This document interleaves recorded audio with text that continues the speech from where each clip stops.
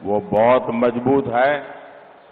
इतने वर्षों से इन दोनों ने जैसे हैदराबाद को एमआईएम को लीज पर दे रखा था,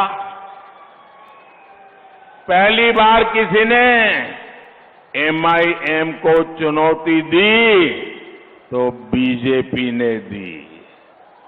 बीजेपी की चुनौती से एमआईएम तो घबराई हुई है, उससे ज्यादा कांग्रेस और बीआरएस घबराए हुए हैं। हैदराबाद में दोनों पार्टियां एमआईएम को जितवाने में लगी है, दोनों उनको साथ दे रही है। మిత్రులారా, కాంగ్రెస్ పార్టీ బీఆర్ఎస్ పార్టీ ఈ రెండు పార్టీలు బుజ్జగింపు రాజకీయాలు, సంతుష్టికరణ రాజకీయాలు ఏ రకంగా వీళ్ళ మీద ఒక బాంధవ్యం నెలకొన్నదో అది పటిష్టమైనటువంటి అది బాంధవ్యం. ఈ రోజు ఇన్ని సంవత్సరాల తర్వాత, ఇన్ని దశాబ్దాల తర్వాత హైదరాబాద్ లో ఈ యొక్క మరి ఎంఐఎం కు ఈ రెండు పార్టీలు పూర్తిగా హైదరాబాద్ ను వారికి దారాదత్తం చేశారు.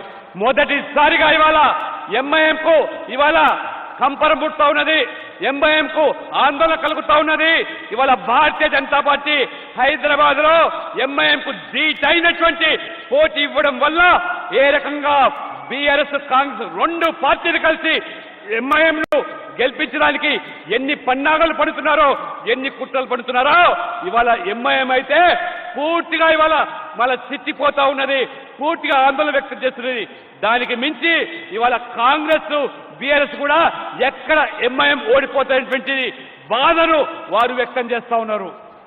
साथियों, कांग्रेस पार्टी के तुष्टीकरण की कीमत